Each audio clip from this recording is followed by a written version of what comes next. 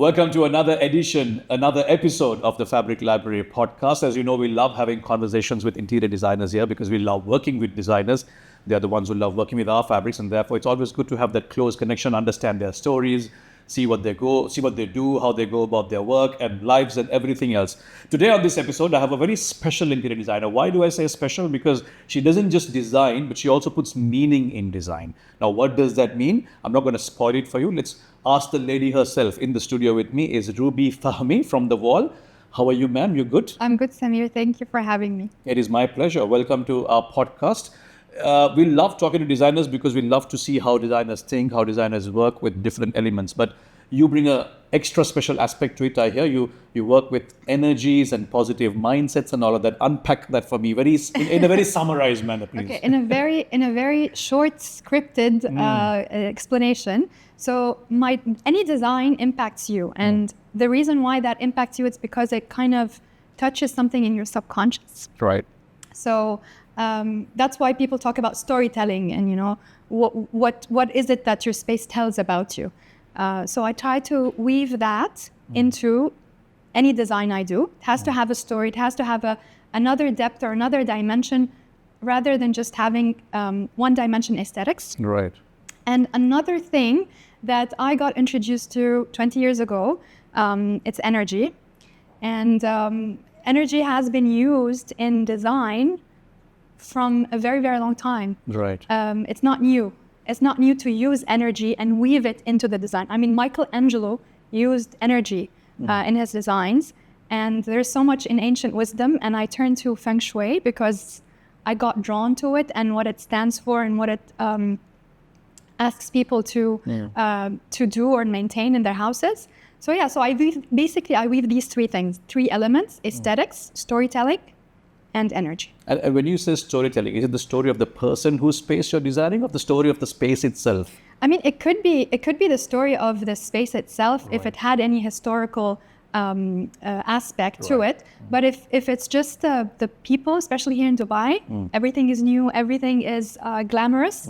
And it's funny because we all come from places and we all had stories. Correct. And we all have history, but we kind of seem to forget it. Once we land here, we're like, it's a blank canvas. Right. And I want to kind of make people hold on to who actually they are and remember and remind them through their spaces. Not get lost in the hustle that Dubai generates. Which is very easy.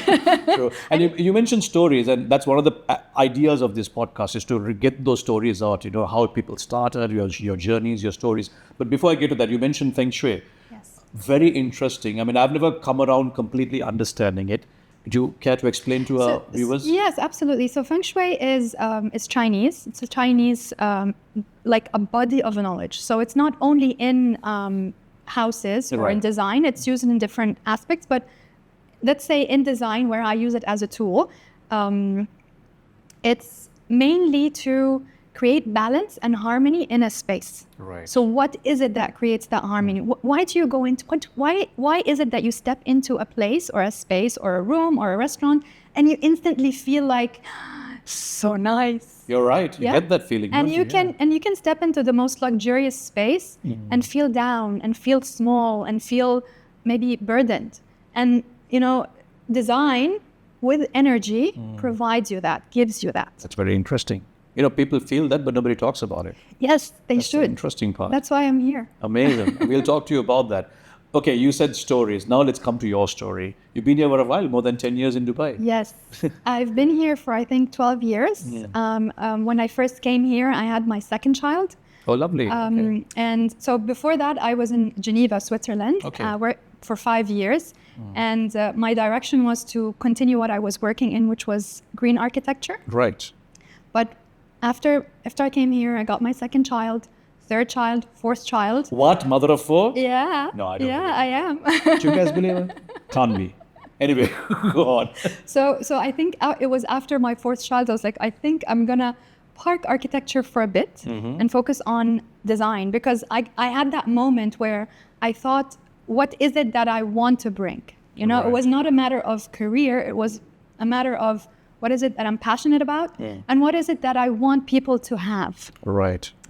And my passion kind of led me to this space where it's all about what shapes a space, what makes it special, how can it speak to you.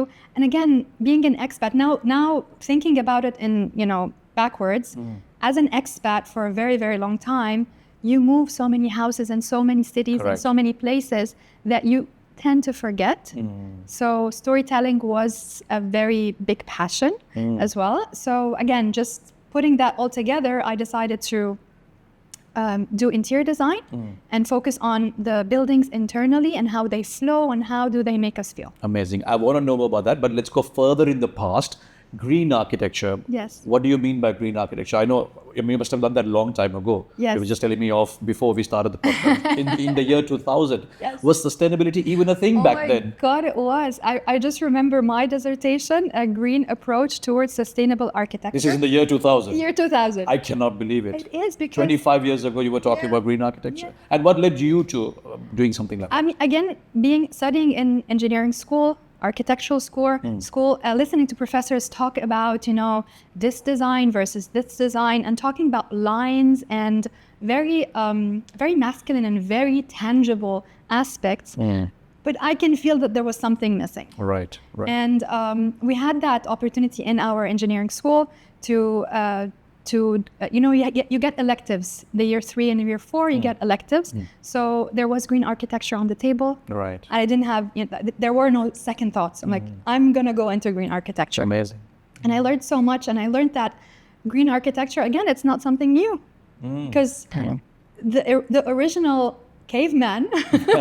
Of course, he had to rely on what's available from the earth, right? Exactly. Yeah, exactly. And there was also ancient wisdoms that were involved along the line of history. Right. But there was also vernacular architecture that we also tend to forget. But vernacular architecture provides a huge source of input and insight into what makes a building or a space feel good, nurture us and nourish us in a way that we actually need. That is amazing. I come from Sri Lanka, and one name that stands out in architecture is Jeffrey Bawa. I don't know if you've heard of him. Very legendary name. And some of his buildings still stand there. I mean, that's beautiful. Again, very intertwined with the nature. Exactly. Very real in the way it's built. Not to hate on modern ways of building, but you still see that sense of belonging to where they are in terms of the space and what Earth has to offer. And actually, that's the name sustainable. Right. Comes from. Right. I mean, people greenwash now and use sustainability as just a way to, get a glam out of a topic. But honestly, sustainability is being blended with the place, using the resources of the place wisely and not just, over draining or over exposing our resources. Amazing. So fast forward, 2019 is when you established The Wall, which is, by the way, the current business, should I say, of Ruby. She's the CEO and design head for the company. Yes. When and how did you establish that? So The Wall started in a very different space because it was COVID. So 2002 to 2020. And people suddenly realized when they were stuck at their homes that their homes don't speak to them. They don't represent them. You had all of those Zoom calls and team calls where, you had these very ugly walls. And that's why it's called The Wall. Fair enough. Because I wanted to give people something that spoke to them, represented them. I wanted to give them agency, You can just do one wall and be happy with it. And The Wall is a symbol. But it's a very strong symbol because we can't have homes without walls. We can't have safety without walls. Of course. So when you have a wall, you feel safe. Right. And if you have your story on your wall, you feel represented. Correct. And you feel like a belonging in your home. Because for me, I've always made that distinction between a house and a home. A house is brick and mortar, but a home is where you truly feel like you belong here, you can cry here, you can laugh here, you can be yourself. It's where emotions come true. Absolutely. And homes kind of there's this interchange between us and the spaces we live in. So you have a certain energy and your house has a certain energy that kind of shapes the home.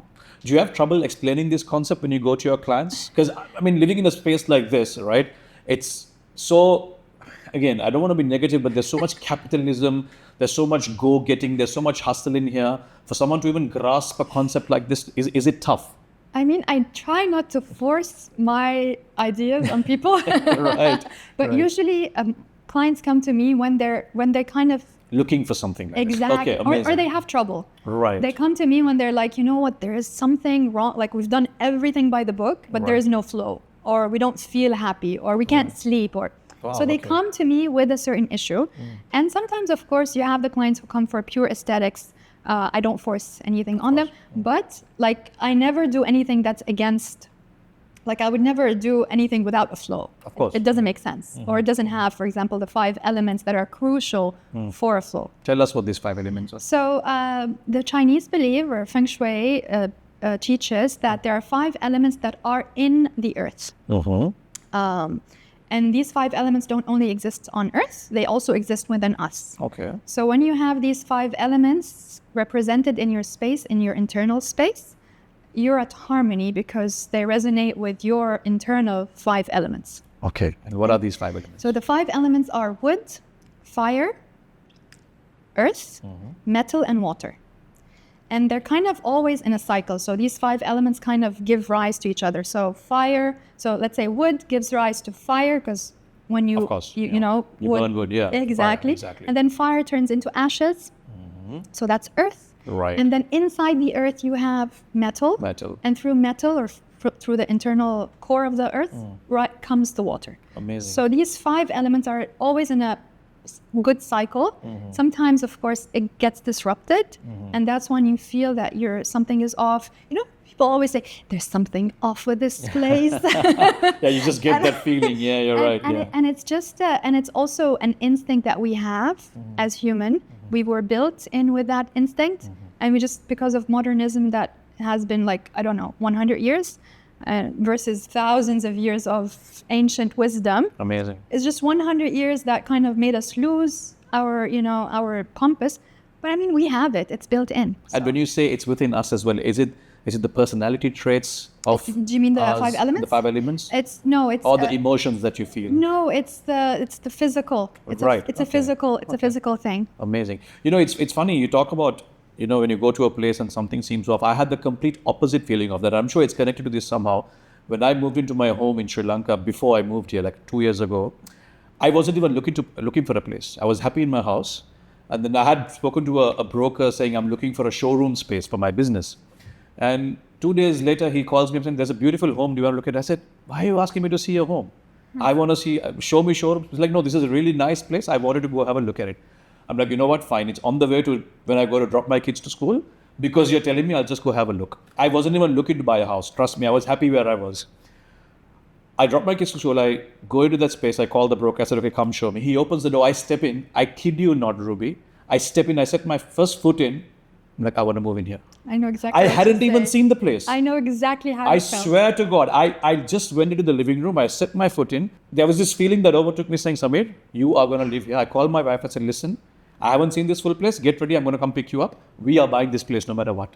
And it makes sense now that you talk about it. There was some probably thing in it that just appealed to me. So exactly. So places do have energies. Even plots of land have different energies. Like bare spaces. They do have, Wow. because there's like earth, like our underneath this earth, Right. there are also energy centers, and they also create different. And that's why like sacred buildings, the pyramids, they're built on these sacred points. Right. Then that's why they've sustained so much. I mean, there's so many temples, mosques, churches that were built in that manner. Right. And there was also kind of a knowledge between the masons that built them. Right. We use that knowledge to choose these places because we want to attract people to these spaces. Yes, the Arabic word sakina comes to mind. Tranquility. Exactly. That's what you feel. Also, like throughout the Islamic period, you had different styles of building, Right. of architecture, Architecture, yeah. and every single empire had a certain target. Amazing. So they would use whatever they want to, architects were very famous, were very Of course. connected to building cities. Right. But anyway, back to your point where houses have energies and they speak to us. Amazing. So you were just spoken to, I guess. Oh my God. Okay, that's freaky in a way, but It's not spoken to freaky. in a nice It's way, not freaky in a because, positive way. energy is just another dimension of, of where we're living. I'm going to go explain this to my wife when I see her. I mean, She always asks me, why were you so obsessed with that place? Now I can tell I have an explanation now, honey. but women in general are more in tune to understand this. Right. Because women are very much close to their intuition. Right. And they do trust energy and trust. Like they see someone and there's nothing wrong with that person and they instantly, I don't know, there's something off about it. So I mean, women in general are in touch with their intuition, with what is not seen but felt. Right. So the more, again, not all women, because again, we've been conditioned to having this very modern and very clean and sleek life that is very theoretical or very practical, or just like you said, I think I like the word that you said, capitalistic. I love I that think word. our biggest problem is, honestly, if you ask me, we're so used to instant gratification. I need something and I have it now. Yeah. People didn't have that before. No. We've been spoiled so bad Yeah. that we don't even have time to be in touch with our emotions anymore. We don't have time to feel, honestly. Because we're always running, we're always hustling. I agree with you. The only thing that I'm okay with, I feel like it doesn't bring me down, is that we're living also in an era of a lot of revelations. Yes. And, when you have an extreme of something, there will have to have another extreme. So Correct. you have this extreme of, just like you said, instant gratification, a lot of possessions, a lot of objects, materialistic, but then it cannot be, people are going to get bored of this. Correct. Because it has no meaning. I say the same thing about social media. I tell my kids, I said, it's big now. Trust me, maybe 10 years later, it's going to be dead. 100%. Because how much can you consume? Exactly. Yeah, it's crazy. And also, everything has to have this other side of it. Correct. Man, this conversation is going everywhere. We spoke of energies, design, and now we're talking about female intuitions and whatnot. But let's focus back. You were talking about the wall itself, but Yes. it's been, 6 years now since you started? it How's grew. the journey been? So it grew. So it started only with just being like having a wall. And our tagline was own your story. We wanted people to own a story. Right. And with just one wall. So we would do like full transformations of a space with just one wall. And that was just to kind of make people feel like it's doable, it's easy, it's not as complicated. You can transform a space if you transform a wall. So its space is centered around that wall. Exactly. So Okay, it kind of is a wall that speaks to you. Right. That wall that was just like empty and nobody knew what to do with, and just a big problem that I don't know what to do with this wall. It's a random wall, or it's a difficult wall. Right. So we would take that wall and just kind of transform it. And of course, it was so much challenge, but I loved it. But then, of course, the wall itself, the company grew into more interior design, Full scale interior design. full scale, and also we do landscape now. So it's been a good journey for us. Right. Very happy. And as with every business, of course, setting up, we have had its challenges, because this is a question I ask everyone on the podcast, because starting a business is not easy, I can tell you. I mean, I've been through it. You, especially as a woman all those years ago, take me through the journey in terms of setting it up, connecting with the right suppliers, finding those clients. Any moments that you felt like, I want to give up? Or were there any moments like, this is why I love doing my job? So it's a roller coaster. I have to be very honest. Starting the wall, I was very lucky. I had a friend of mine who was with me, and she actually encouraged me, and she was a partner with me for a year. We're Lovely. still very, very close friends, and I still owe to her until today. There's no walls in between you. Forgive the pun. We are so close. But I mean, she is the one who was like, Ruby, we can do this. We can do this. And I think that kind of gave me a very big push. Amazing. Because I think on my own, I wouldn't have started. I'm not a starter, Right. but I'm a finisher. Amazing. So you needed that push, I just a needed little that extra push. encouragement. So that's how it started. And then once it started, I had to take a lot of responsibilities. And that's something I'm very good at. Amazing. So I think, like keeping up or going about every day is a challenge. But I love what I do. I'm a designer. I love designing. I love transforming. So it's not It's not a burden. it's not a burden. I mean, again, just having to learn the business side of things was not easy, because again, I didn't have any business background. So I had to teach myself stuff, go into networking events to understand what everybody else is doing. Right. But I mean, I learned. Yeah. So And this place makes it easy for you, to be very honest. There's a lot of support and, communities that are willing to come out and help you in these things. That's amazing. And everybody's a starter here. Correct. Everybody's like, they make it so easy for you. So Correct. You spoke of taking on extra responsibility. Now, that's the other thing I want to come to, your personal life itself. Mother of four, and you're running a whole-scale boutique interior design agency. How does that work out? How do you find the balance? You know, everybody asks me the same question. Even sometimes people in my house ask me, how do you do it? Exactly. I'm like, I don't know.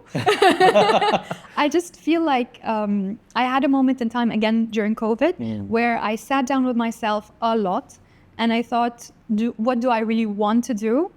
And it really connected with me that I need to do this and I want to give people something that I don't see it available. I don't see a lot of designers. I mean, there's amazing designers. Of course, yes. But I don't see people giving attention to the clients as who they are and what they really need and how they really want to be approached. Kind of an experience. There's an experience missing. It's a very... I feel like the design experience can be, for anybody who's renovating their homes, it can be a little bit cold and unemotional. I mean, they become emotional, but because it lacks the emotion or the empathy of, you are actually building something new. I felt like I wanted to be part of this. I wanted to give people something that I know I can give them. So, I mean, there was no negotiation. I was going to do this. You wanted to do it no matter what. I was going to do it. And I honestly have a very good support system. I have a very good and supportive husband. And my kids are all very, very happy. They all want to be designers, by the way. Oh, amazing. All right. That's 4 new clients for us. Absolutely. So, yeah. Okay. And again, speaking of balancing things out, so what does Ruby do on a given day? You wake up on a Monday morning. What's your routine like? So Take us through your day. I wake up super early. I'm not 5 o'clock. I'm 4:30. Wow. 4:30 a.m. and I don't do it with it's like the day has started. I just feel the day has started. It's even before the birds wake up. Yeah, no, they do. That's that time. It's that time when that one bird is just like. That's the one that wakes you up. That's the one bird. she's exactly. So yeah, I start at 4:30 and I take some time for myself. Maybe 1 or 2 hours. My daily routine, my journaling, my prayers. So I kind of do have that me time. Amazing. And I think that kind of gives me this, khalas. The rest, energy. The rest, whatever, come what may, Right. because I already had that Amazing. with myself. Right. And then, of course, my kids wake up at 6. We have from 6 to 7:30 is just chaos. Yeah. Chaos. I know, trust me. I've got 3 of my own at home, so know all about it. But I love it because I have an older daughter. She's 22. She just finished uni. Okay, so she can help. So she's not always with us. She just finished actually her unis. But I mean, when she left, I felt this, wave of, oh my God, the house is so quiet. The house is so empty. With just one gone. Wow. Exactly. Okay. So I appreciate the chaos now because I know it's not going to be for long. It's not permanent. Exactly. So it's a 1.5 hour happy chaos. Sometimes not so happy, but it's usually happy. And then everybody goes to school. I get ready for meetings. I usually have my calendar stacked with exactly with what I need to do. I usually take a couple of hours to focus and design early in the morning. I don't like to postpone the design part, and I also connect with my team. So it's that. So between meeting suppliers, meeting clients and team, and sometimes also attending events. So it's usually just, the flow of the day tells me what to do. Amazing. It's good you say, because you need to have that focus 2 hours to focus on the core responsibility of which is what you're good at. I mean, if sometimes it so happens that you get so busy with other things, you get so distracted, you forget what your actual skill is, and you're not spending enough time in Exactly. that. I ask myself questions in the morning. Okay. So I ask myself, what's a good day today? What do I need from today? Why am I upset? If something has been bothering me, why am I not grounded? I ask myself these questions that guide me to what's the issue. And once I know what's the issue, I know how to kind of resolve it internally. Then one of the questions we'll be asking yourself is, why has Nagam not delivered my samples yet? She's always on top of it. Nadam is always on top of it. Yeah. She's really a sweetheart. Now that's what I was going to get to. Like I think you've been working with us for the past year now. How's the Yes. relationship been? You enjoy working with Fabric Library? I love Fabric Library for a variety of reasons. I mean, your team, Okay. it feels like a family, and I love that. I love that warmth and Amazing. coziness. I don't feel like, it's not a, I mean, it's a very professional, but also it's very warm. Amazing. I love that. I love Najam, who's our contact person. And she's always on top of it. Like when we have a delivery from Fabric Library, we know we trust the process and we know it's gonna happen. But as a product, and fabric is very important energetically as well. Okay. So I mean, there is of course the psychological aspect of colors and all of that. Of course. But as fabric, it's a very grounding element. That's right. So it would fall within the earth. Okay. So all these fabrics around us, and we're always constantly, we're very close coming to in contact with it. we're very close to fabric. And if you're not surrounded with a good quality fabric, a fabric that is as natural as possible or as good to nature as possible, I mean, that also has its impact. I mean, I'm a fan. I'm a fan, and I'm a fan also of the eco aspect of course, yeah. And I try to make sure that people understand when they're buying a product that you're buying a product that you're not going to throw in 2 years or 5 years. This is a product that we want to keep. Correct. Because that's not only good for the environment, it's also good for you, because it means this product is a good product. It's a good quality product. Of course. So yeah, so I love fabric. I'm a fan, just like I said. It's such an inspiring thing to hear all the things that you've done. I mean, over the past 25 years, from green architecture to, getting into your own design agency and then the whole feng shui aspect of it. Is there anything you look back and say, I could have done this better, or maybe there's something I regret? I hate to talk negative things, but I'm just trying to pick your mind and see if there's anything else that you could have achieved of the many things that you already have, Thank God. I'm very grateful for what I have. Honestly, no. Okay. I don't see anything that I could have done differently, or like something that I missed, or, I got married so early. So sometimes I think if I've been a hippie for a longer time, it would have been, I like cool. the word you used, hippie. Okay, all right. It would have been maybe cool. Right. But honestly, I'm very grateful for what I have. What would you say to 18-year-old Ruby if you had to meet her? Oh my God. I would say trust your instinct, always. Trust your intuition. It's real. Because, when I was 18, people didn't really talk about intuition, or, they didn't talk about these things that people are talking about right now. So I would tell her to trust her intuition. Amazing. I think those are lovely closing words for us to finish this conversation. Ruby, it's been fantastic. I haven't felt the time pass by. You have such a beautiful story, and I'm glad I got to hear it. And I'm sure everyone watching and listening would have been truly inspired. And if you want your space to be truly full of positive energy and see how you can make it a place that truly makes you belonging, then the wall is the place to go. Thank you, Samir, so much for having me. And thank you, Fabric Library, for having me. It's been a pleasure. It's been a pleasure for us as well. This is Ruby Fahmy from The Wall on this episode of the Fabric Library podcast. We'll see you in the next one. Until then, it's bye-bye.